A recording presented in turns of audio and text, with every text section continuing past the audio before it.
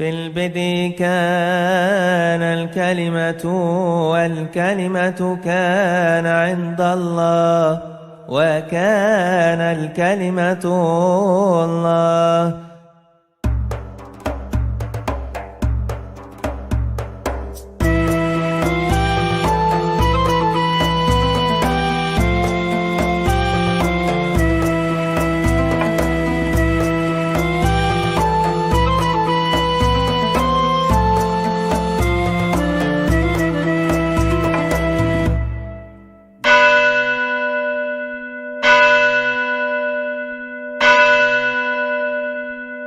Namun hati-hatilah, jangan sampai kesalahan normatif itu tanpa sadar melahirkan sikap pandang ahistoris, suatu bentuk kemalasan berpikir.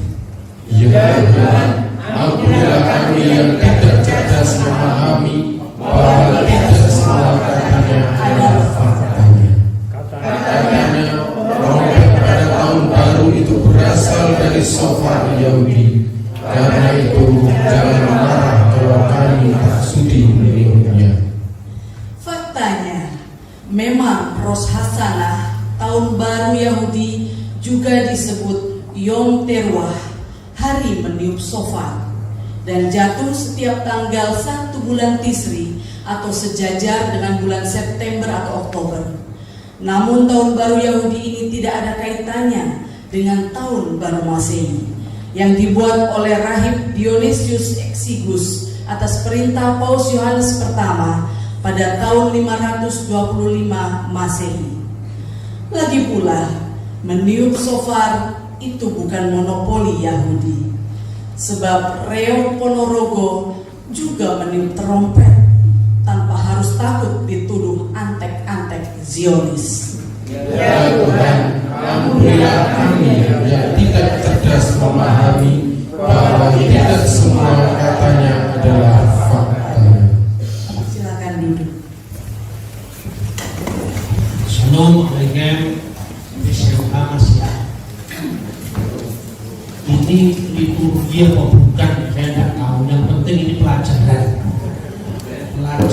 yang memaksa orang untuk membaca. Sebab kalau tidak itu pasti orang malas membaca. Membaca dengan teliti pun masih ada salahnya. Buktinya yang membuat liturgi ini salah ketik. Mestinya Sukot ditulis Yom Kippur, ini salah. Untung enggak saya tulis Sukot. Sukot ditulis Yom Kippur. Ini kesalahan ketik karena dibuat tadi malam jam 2. Tapi saudara-saudara yang saya hormati,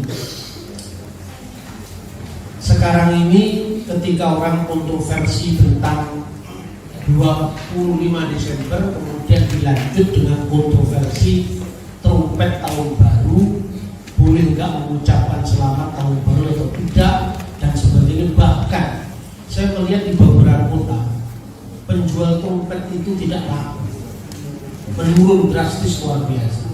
Ini mematikan ekonomi kreatif sebenarnya.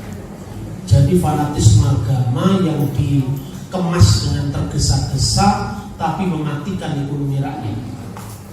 Saudara-saudara, pelajarilah tahun baru. Tadi saya sudah sampaikan bagaimana tahun Masehi ini diawali. 21 April 753 AUC. AUC itu singkatan apa? Apur Bikun Hita. Sejak berdirinya kota Roma. Kemudian waktu itu masih punya 10 bulan.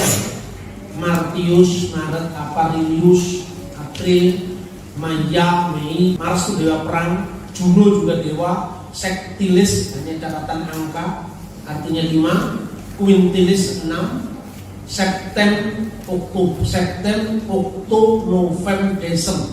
Itu menunjuk kepada 7, 8, 9, 10. Nyatanya sekarang Desember bulan ke-12 karena Pompilus tahun 717 sebelum Masehi dibantu oleh seorang ahli astronomi namanya Sosigenes dari Alexandria telah menambahkan 2 bulan yaitu Januarius dan Februarius. Soal ada yang mengatakan Januari itu kan dewa Janus, itu betul. Dewa Janus itu digambarkan mukanya satu ke depan, satu ke belakang. Artinya apa? Masa depan dan masa lalu.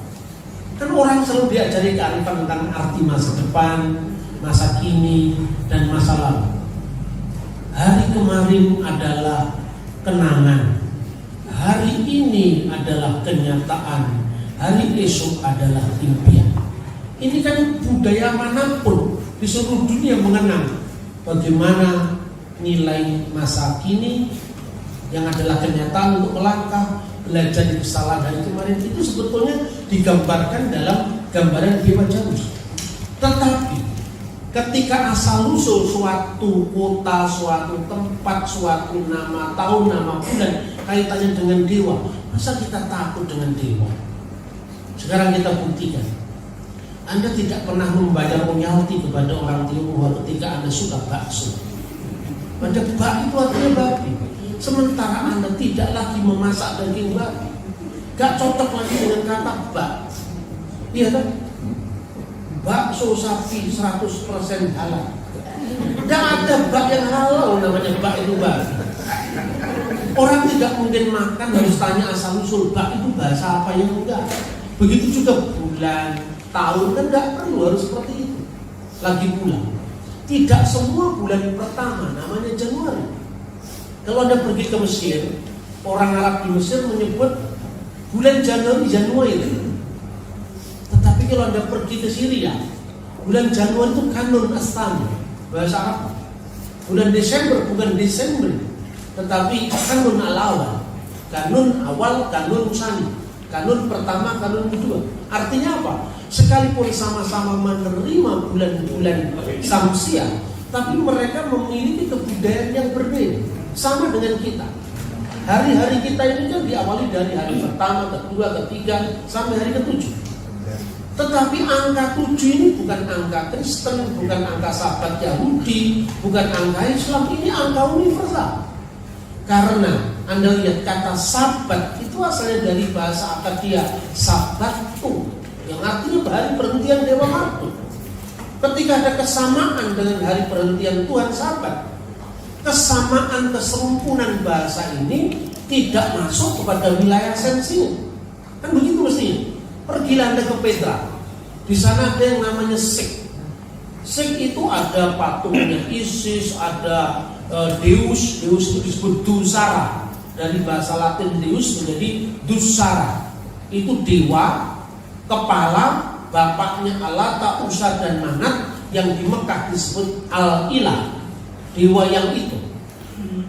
Di sana ada gambaran tentang 12 bulan dalam satu tahun, bulatan begitu, ada 7 dalam satu minggu. Jadi 7 itu bilangan yang universal. Artinya apa? Semua sistem penanggalan memakai itu.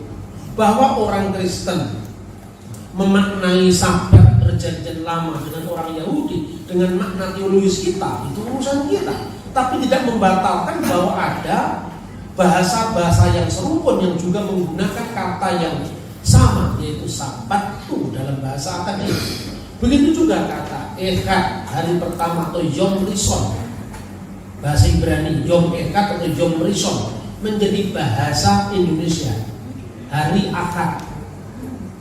Ketika bersamaan dengan munculnya pers nasional yang waktu itu banyak dirintis oleh orang Belanda, jatuh ke tangan pribumi, muncullah orang yang bernama Raden Mas Tirto Adisuryo yang mendapatkan hadiah sebagai tokoh pers nasional dari Presiden SBY. Dia mulai menggunakan pemberita Betawi terbit mingguan. Lalu dia mengatakan terbit saban Sabtu kecuali tidak keluar Minggu. Jadi kata minggu itu dipopulerkan oleh pemberita Betawi. Dan tahukah Anda siapakah Tirto Adisuryo? Salah satu anggota Budi Utomo dan pendiri Syarikat Islam di Jawa Barat. Tokoh Syarikat Islam di Jawa Barat. Dan setiap edisi pemberita minggu itu selalu memunculkan dakwah Islam di sana. Siapakah yang kemudian menuduh hari Minggu hanya sekedar hari ibadah orang Kristen, hanya gara-gara asal katanya dari Domingo? Iya kan? Ini sesuatu yang naif, seperti Anda mengatakan huruf bangkrut ternyata dari bahasa Latin. Kalau Anda menguduskan bahasa Latin sesuai dengan liturgi Roma, jangan menggunakan kata bangkrut. Artinya bangkrut. Karena apa bangkrut? Karena bangku yang dibolak-balikkan. Tidak sama dengan orang jualan lombok di Sumba, gulung tikar karena pakai tikar. Ini lahir dari budaya. Nama bahasa itu lahir daripada budaya. Hari kedua, Yom Sheni menjadi Yaumul Isnin, hari Senin. Yom Selisi menjadi Yaumul Arba'ah. Yom Khamisi, hari kelima menjadi Yaumul Khamis. Hari keenam Yom Sisi disebut dengan Yaumul Jum'ah karena apa? Waktu itu umat Islam berkumpul bersama berjamaah, maka disebut hari Jumat. Yang Islam alergi dengan hari Minggu, orang Kristen tidak alergi dengan hari Jumat, tetap saja tidak pernah protes tanggalannya berbunyi hari Jumat, kan begitu? Karena kalau dia protes itu bahaya bahasa Indonesia kita ini. Karena ada yang akan menuntut hak cipta yang lain. Orang Hindu akan menuntut hak cipta, Pak, kembalikan kata bijaksana, Pak. Karena bijaksana itu aslinya dari vicaksana. Kembalikan, Pak, kata duka, sengsara, cinta, itu dari bahasa Pali, Sanskrit, Pak. Itu made in Siddhartha Gautama. Benar begitu kan? Lalu sebuah ayat Al-Quran diterjemahkan, ya ayuhan nas, wahai manusia. Kembalikan kata manusia, Pak. Karena itu Adam dan Hawanya orang Hindu. Jadi Adam yang bernama Manu, Sanjang Manu, istrinya Satarupa, jadi Manu dan Satarupa manusia, jamaknya Manusyu. Miliknya Sansekerta, Pak, miliknya Hindu, Pak. Orang Kristen juga akan usir, Pak. Nama Indonesia kembalikan ke Nusantara, Pak. Karena Indonesios dari bahasa Yunani, Pak, itu bahasanya perjanjian baru. Kan kacau bahasa Indonesia kita. Nanti orang Katolik juga, Pak, bahasa Latin, Pak, sosius itu, Pak. Keadilan sosial itu belum dipakai oleh Bung Karno sebelum pidatonya dia dibuang di Flores, baru ketemu kata keadilan sosial. Itu dokumen dari Paus Pius, Pak. Yang begini kan merusak karena Pancasila itu milik kita semua, maka semua punya sumbangan. Kok sekarang bahasa dipersoalkan? Sering-seringlah membaca buku. Jangan hanya lihat HP saja. Tidak tahu berita dari mana, simpang siur dari mana. Tahun 717 kemudian diubah lagi pada tahun 46 sebelum Masehi ketika Julius Caesar. Lalu pada zaman Dionysius Exiguus, Paus Roma, mulai menentukan yang namanya ab incarnatione Yesu, yaitu sejak inkarnasi Yesus. 1 Januari dulu adalah pergantian konsul Roma setiap tahun. Tetapi kata itu dimaknai oleh Dionysius Exiguus, yaitu apa?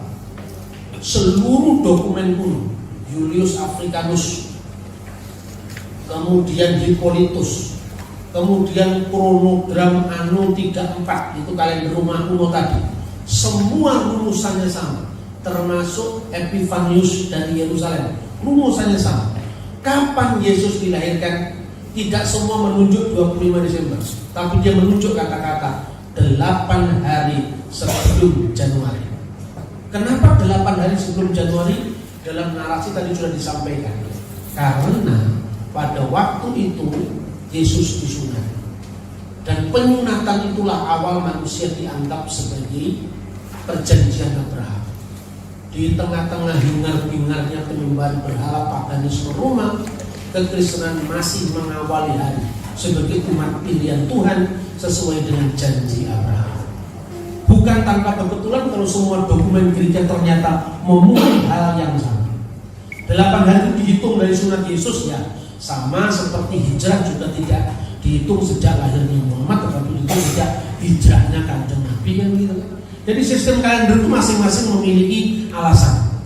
Kemudian tadi sudah disampaikan 15 Oktober 1582 terjadi kekacauan kalender itu, maka dibuanglah hari 10 hari tambah 3 hari 1700, 1800, 1900, akhirnya Natal gereja Barat itu berbeda dengan Natal Gereja Timur. Jadi sekarang ini menurut kalender Julian tanggal 7 Januari sekarang ini sama dengan 25 Desember.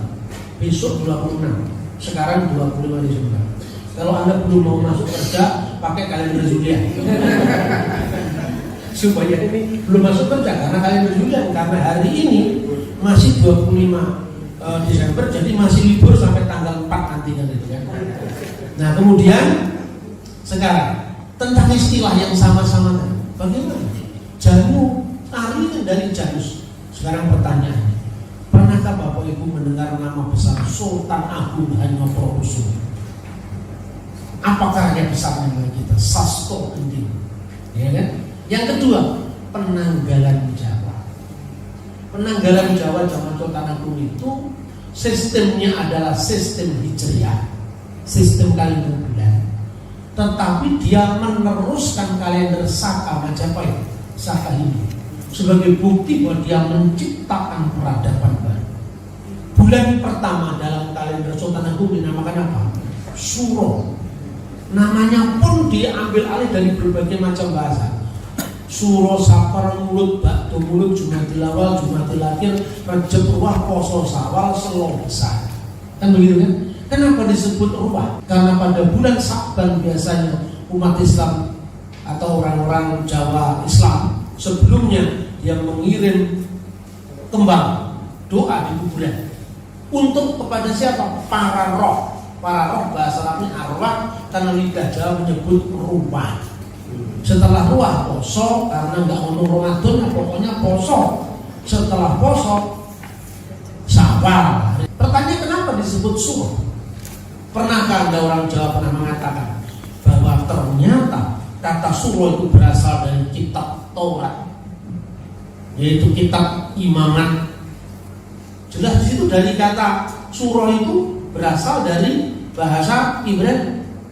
Di mana dicatat? Baca Imamat pasal 23 ayat 27. Tanggal 10 bulan ke-7 adalah hari penebusan. Akbe Asor, Asor itu Asrah bahasa Arabnya. Akbe Asor la Kodes Hasifit Yom Hakipurim. Pada tanggal 10, jadi Asrah bahasa Arab, Asor bahasa Ibrani, Asura bahasa Aramaik. Jadi Asor, Asrah, Asura bahasa Aramaik. Kemudian masuk lewat vocabulary Arab menjadi Asura. Dari kata Ibrani, Aramaik, Arab. Tapi suro yang artinya semula 10, apa sekarang artinya 10 dalam bulan Syawal. Bahkan Nabi Muhammad pun menyuruh umat Islam puasa pada bulan Yahudi puasa itu. Kalau Anda membaca kitab hadis, saat itu berpuasalah kamu. Sumuhu wa sumu qablahu wa ba'dahu yauman wala tusabihu bil yaum. Berpuasalah pada bulan itu, bulan Syawal. Dan puasalah dengan cara sebelum atau sesudah tanggalnya Yahudi tadi. Dan jangan menyerupai kamu dengan orang Yahudi. Faktanya ketika orang Islam tidak sama puasanya persis dengan Yahudi, tapi kata suro diambil dari bahasa Ibrani. Ini persis dengan apa istilah Janu dan Januari tadi, Janus tadi. Toh orang-orang yang merayakan trompet di sini beda dengan trompet shofar Yahudi. Meniup shofar, saya punya shofar tidak bisa niup. Hanya para perokok seperti Mas Ben yang bisa niup. Sema Israel sambil parat nggak bisa. Tapi kalau trompet Ponorogo saya bisa. Trompet ngempet bisa kan? Tempur ngungkung gambang ngerang ketipung imbang punang loro tur slendro selompret belok bisa lo itu. Jarang ke panggung klang merake macan mana macan satu orang Ponorogo pasti bisa kan? Saya tidak bisa meniup shofar, saya bisa meniup Tapi trompetnya Yahudi dengan sofarnya Ponorogo itu beda, panik ya. Sofarnya Yahudi dengan trompetnya Ponorogo beda. Gue ya semua dilihat dari kasusnya tuh Caca. Nggak langsung kebiak-biak kodo sini, kebiak bulu kodo begini. Lu becek kodo kan, timbangan dikasih gitu loh. Orang itu boleh jangan fanatik lah. Gue tuh urip orang muda tonggomu sing agamanya kodo, selera bajunya sama. Tapi kita itu justru nggak sama, menjadi indah. Itulah pesan Bhinneka Tunggal Ika.